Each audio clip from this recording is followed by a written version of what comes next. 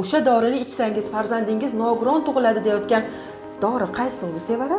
Ayrim kosmetologlar og'ir darajadagi husnbuzar kasalligi bilan kelgan bemorlarga shu dorini, ya'ni sistem retinoidni ichsangiz farzandingiz nogiron tug'iladi degan holatlar bilan bemorlarni qo'rqitishadi. Lekin og'ir darajadagi husnbuzar kasalligi bilan kelgan bemorga vrach, dermatovenerolog, dermatokosmetolog sistem retinoid, ya'ni Roacutanni bemorlarda uchraydigan og'ir darajadagi husnbuzarda tana vazniga qarab, ichki organlar faoliyatiga qarab to'g'ri belgilanganda juda ham yaxshi effektlarga, ya'ni butunlay tuzalib ketishga olib keladi. To'g'ri, sistem retinoid ichgan paytda homiladorlik tavsiya etilmaydi.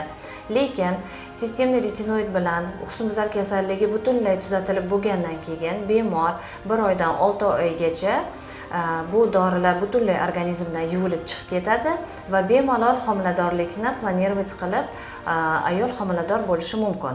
Husnbuzar kasalligidan batamom davolanmoqchi bo'lsangiz, haftaning hamma kunlari va yana yakshanba kuni ham oliy toifali shifokorlarga murojaat qiling va aynan siz uchun to'g'ri keladigan davo muolajalarini qabul qiling.